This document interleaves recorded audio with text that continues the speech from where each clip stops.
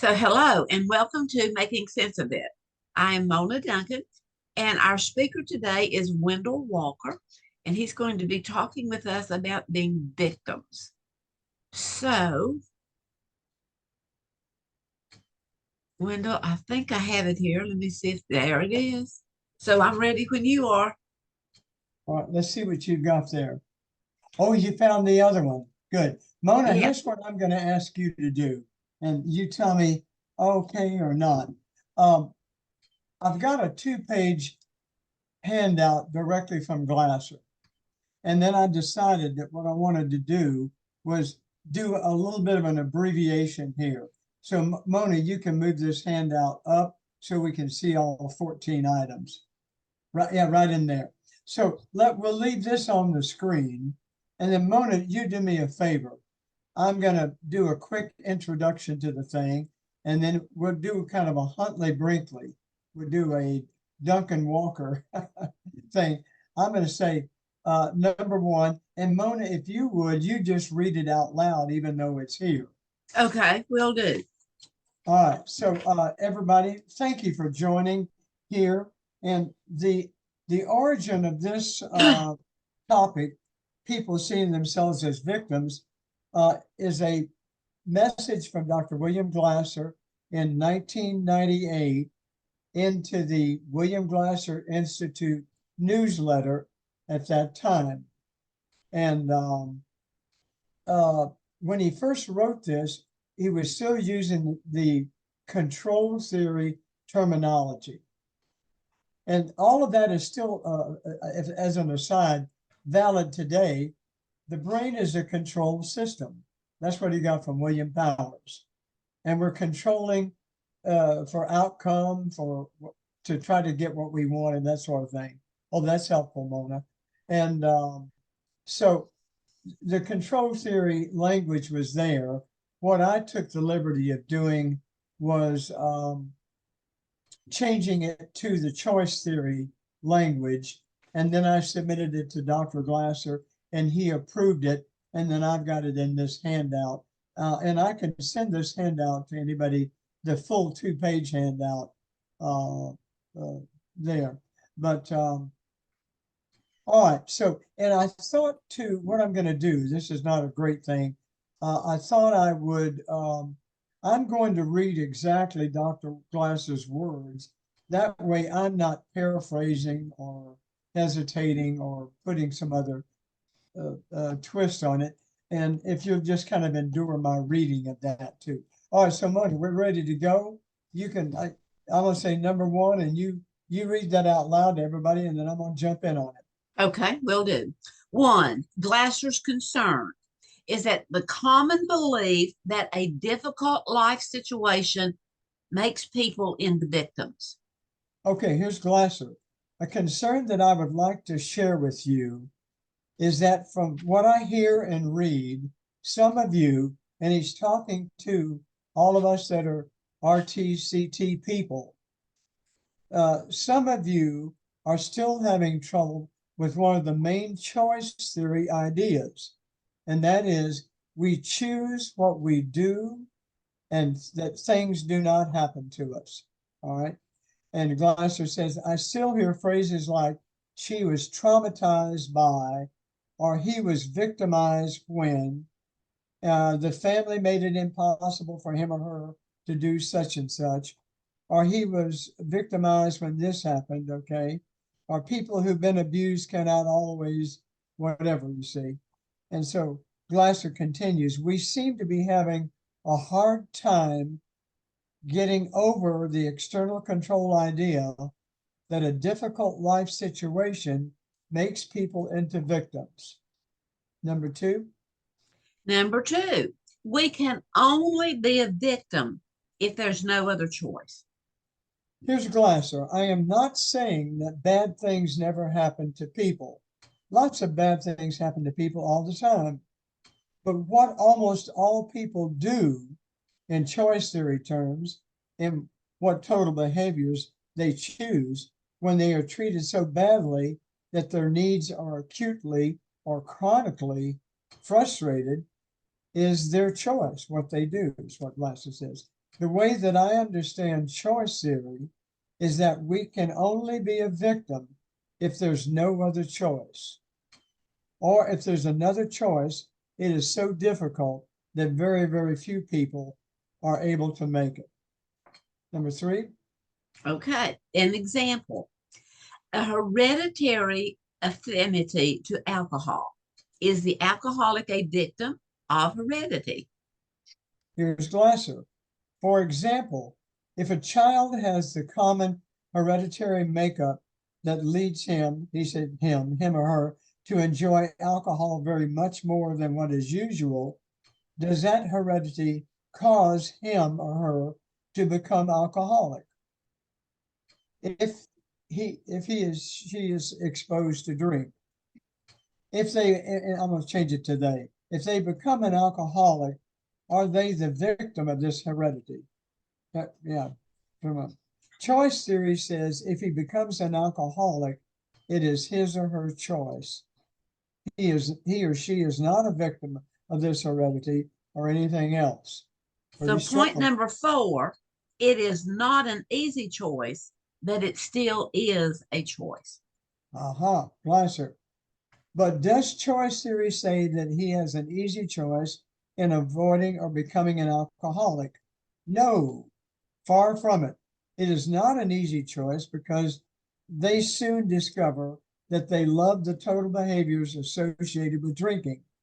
For them, avoiding alcoholic drinking can be a very hard choice indeed, but it's a choice that very, very few are able to make.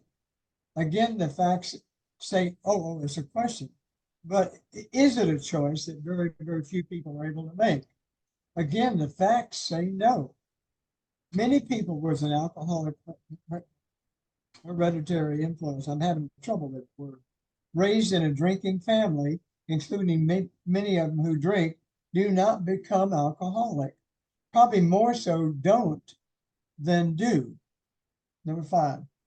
Okay, so whether you choose to drink or not, the strength of the relationship with responsible non drinking people. This comes back to Glasser said this many, many times.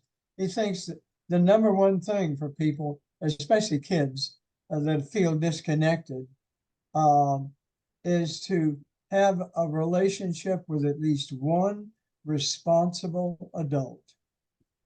Okay, number 5 from Glasser. Choice theory and reality therapy say clearly that this same alcoholic is choosing to drink, but they could have made another choice. Their ability to make a less destructive choice is directly proportional, here's the punchline, to the strength of their relationships with people who are responsible and don't drink. There's a videotape Glasser did with Fitzgeorge Peters, who's deceased, one of the early colleagues. And Glasser's playing a probation officer, and Fitzgeorge is a probationer. And Fitzgeorge, they get into talking about drugs, and Fitzgeorge says, well, it's not easy on these drug things. Have you ever used drugs? And Glasser says, no. And Fitzgeorge says, how do you think you can help me? He says, I'm trying to help you figure out how to live your life without drugs. I do that quite well. That's what I bring to, I'm paraphrasing, that's what I bring to the table. Boom. Wow. Now I have to be careful when I start introducing, I choose to be careful when I start introducing this notion of choice and what have you, see, because people that are entrenched in AA, a lot of them are going to kind of be taken aback on this. Number 6. Okay, here's an example of 3 legitimate victims: Jews taken to Nazi concentration camps, passengers on an aircraft that was shot down, a baby born with AIDS. Thank you, Mona. Glasser says, compare the alcoholic with a Jew picked up on the street and taken to a concentration camp in Nazi Germany. Could that person have made another choice after he or she was captured? I don't think so. In my way of defining things, the Jew was a victim. Could the people on the Iranian airline that was shot down, was it back probably during the middle 1990s, have made another choice after the missile hit? Is another choice open to a baby born with AIDS contracted from infected mother? To me, these people were and are victims. Number 7. What about the Vietnam vets? Are they victims? Is this helping them to accept them as victims? This is tricky. Again, we've got lots and lots of people. I have a number of people I knew that were still in and out of recovery programs in the 1980s and 90s, some 15 to 20 years after their Vietnam service. And they just, said, Vietnam ruined my life. And meanwhile, maybe not at that time, we had John McCain from Arizona, who had been a POW for 6 years. And somehow or another, that didn't ruin his life. Here he is working as a senator for a long time. So, but I certainly want to be careful not to insult the individual in his or her particular situation. Okay, from Glasser on number 7. Are Vietnam vets who claim to be unable to function because of what has happened to them in that war, are they victims of the war? Can it be proven that the non-functional vets had the worst experiences and the functional vets had a good war, as Hemingway was so fond of saying?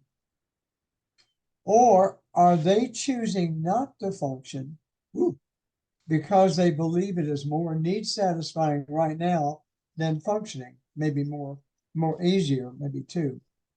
Are they in the same situation as the Jew in the concentration camp? Many of them did not want to go to Vietnam in the first place. They were sent against their will. So there is some similarity. I want to take a little issue here.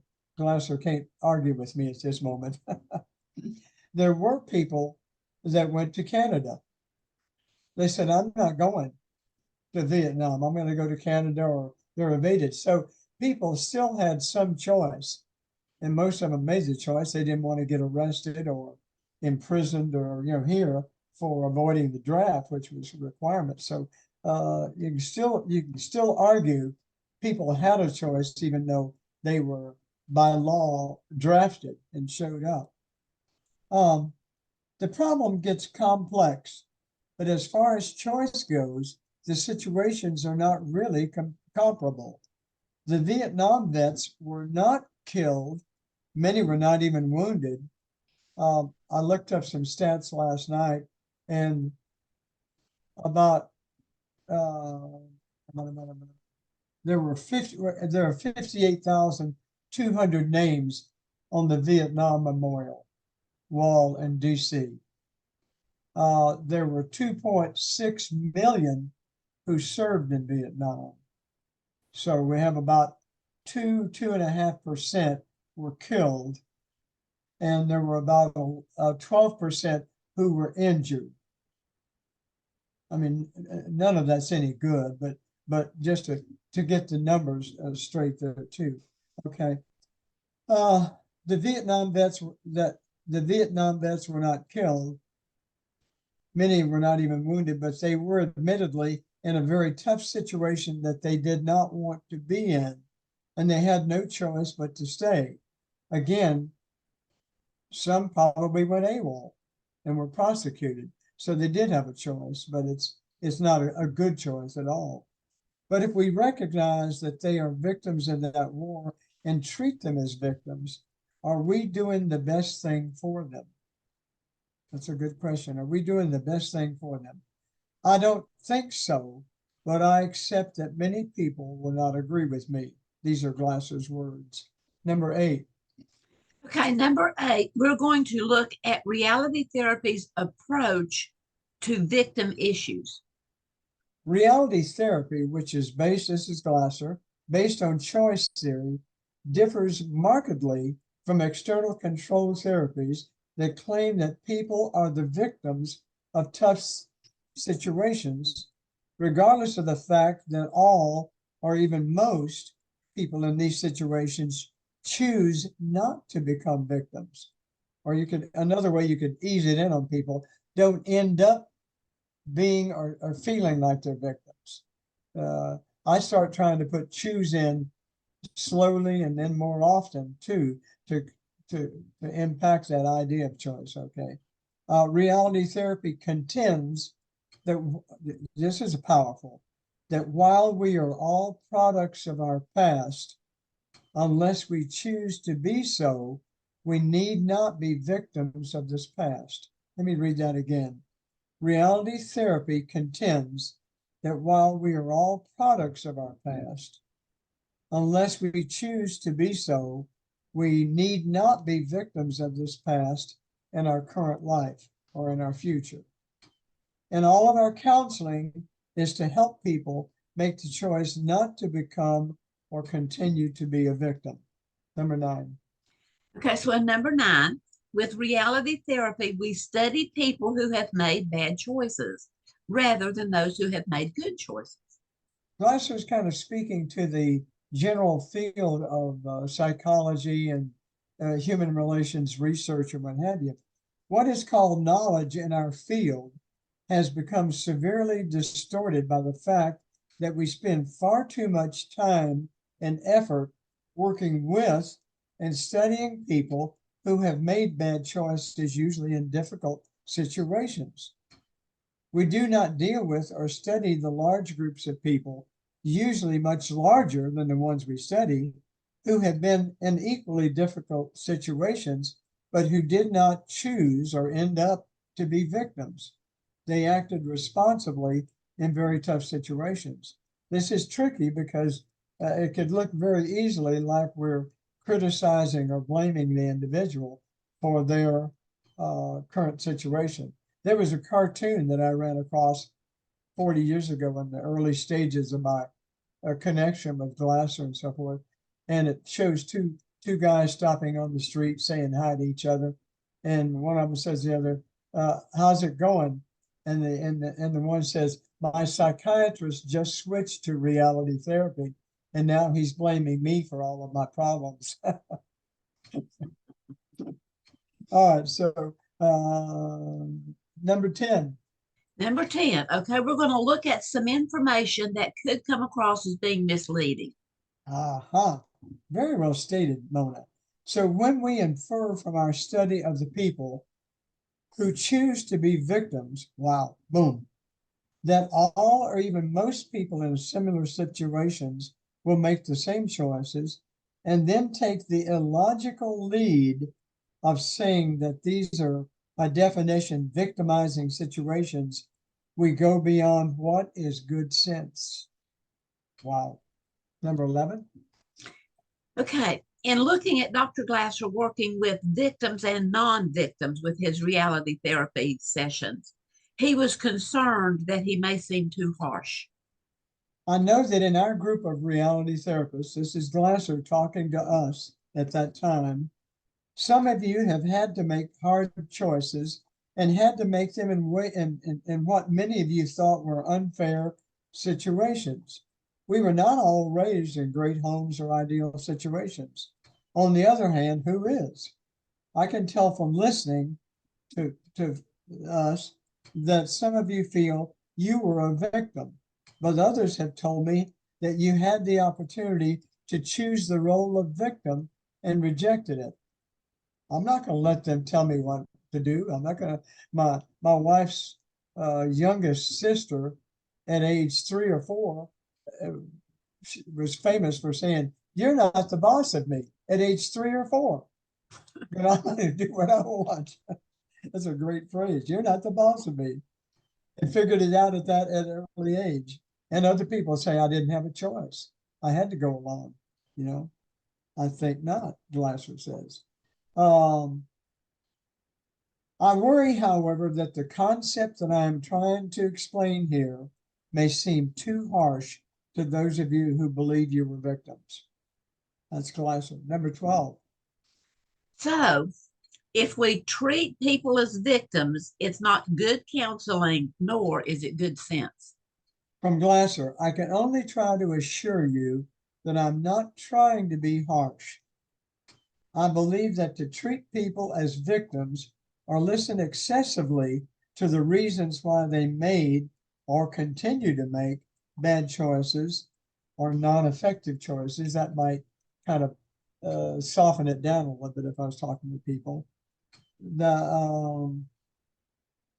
As well as listen excessively to how bad they, as victims, feel, is neither good counseling nor good sense. I also believe that for anyone to continue to believe that he or she is a victim when there are other or better choices is for them a personal disaster. 13. In looking at external control psychology, what turns out to be is we're helping people to dig further into a victim hole. What Glasser's saying, many of these people who see themselves as victims will never get the benefit of professional counseling or be exposed to the ideas of choice theory.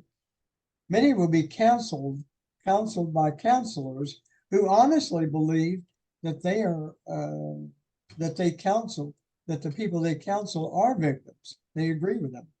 For their clients, this is unfortunate, and with help, they will help from the counselor. They will dig themselves deeper into the victim hole. I also hope that the more we spread the ideas of choice theory, the less the idea of I am a victim will prevail. And then finally, number 14. Okay, and here's something that all the way across the board was really, really important to Dr. Glasser, and that was his core beliefs and the practices that he used in working with people. There's Glasser's final words on this topic.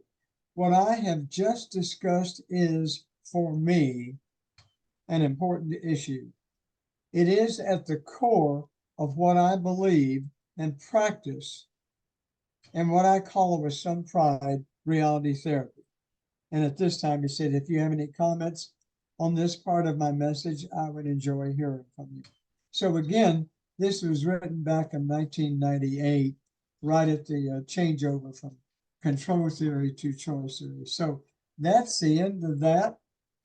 And I thank you. Do we want to stop the recording or Well, go we into will in this? just a minute. All right. This is really powerful, Wendell. It is, isn't It it? Yeah. really is not only the verbiage of what Dr. Glasser said and how you arranged it, but the lead-in questions as to what we're going to be talking about. Oh, thank you. And Thank you. yeah, I mean, it was just really powerful. And it looks so good to see how many people has tuned in today. And we definitely will have some discussion.